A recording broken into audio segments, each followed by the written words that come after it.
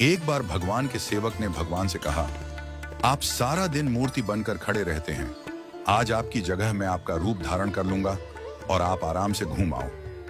भगवान ने भी सेवक की बात मान ली, लेकिन भगवान ने शर्त रखी कि जो भी प्रार्थना करने आए उन्हें केवल सुनना और कुछ नहीं कहना। सेवक ने शर्त स्वीकार कर ली और योजना के अनुसार सेवक भगवान की जगह मूर्ति बनकर खड़ा हो गया। पहला व्यक्ति जो मंदिर में आया वह एक व्यापारी था। उसने भगवान से कहा, भगवान, मैंने नया कारखाना खोला है, कृपया उसे सफल बनाइए। व्यापारी माथा टेकता है और तभी उसका बटुआ गिर जाता है। वह बटुआ गिराकर बिना देखे चला जाता है। सेवक बेचैन हो जाता है और सोचता है कि व्यापारी को बता दे कि उसका बटुआ गिर गया है, लेकिन भगवान की शर्तों के अनुसार वह कुछ नहीं कहता। कुछ समय बाद एक गरीब आदमी आता है और भगवान से कहता है, भगवान, घर में खाने के लिए कुछ नहीं है, कृपया हमारी मदद करें। भगवान के सामने बटुआ पड़ा होता है। वह गरीब आदमी भगवान का धन्यवाद करता है और बटुआ उठाकर चला जाता है। फिर एक नाविक आता है और कहता है, भगवान, मैं 15 दिनों के लिए समुद्र की यात्रा पर जा रहा हूं, कृपया मेरी यात्रा में कोई समस्या ना हो।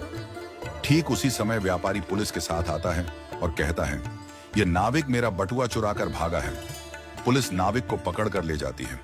इस बीच सेवक बोल पड़ता है, बटुआ गरीब आदमी ने चुराया है। इसके बाद गरीब आदमी को पकड़कर जेल भेज दिया जाता है। रात को भगवान लौटते हैं और सेवक खुशी खुशी पूरा किस्सा सुनाता है। भगवान मुस्कुराते हुए कहते हैं, तुमने किसी का भला नहीं किया बल्कि सब कुछ बिगाड़ दिया। वे आगे कहते हैं, व्यापारी का बटुआ गिरना कोई बड़ा नुकसान नहीं था। वह गलत धंधा करता है और अगर उसका बटुआ गरीब आदमी को मिल जाता तो उसके बच्चों को भोजन मिलता और उसकी परेशानियां दूर हो जाती। भगवान ने कहा, नाविक जिस यात्रा पर जा रहा था वहां एक तूफान आने वाला था। अगर वह जेल में होता तो उसकी जान बच जाती और उसकी पत्नी विधवा होने से बच जाती। भगवान ने यह भी कहा, कभी कभी जीवन में हमें समस्याएं आती हैं और हम सोचते हैं कि यह हमारे साथ ही क्यों हुआ, लेकिन हमें समझना चाहिए कि इसके पीछे भगवान की योजना होती है। भगवान ने हमें यह सिखाया कि जो भी होता है वह हमेशा अच्छे के लिए होता है, भले ही हमें वह समझ में ना आए।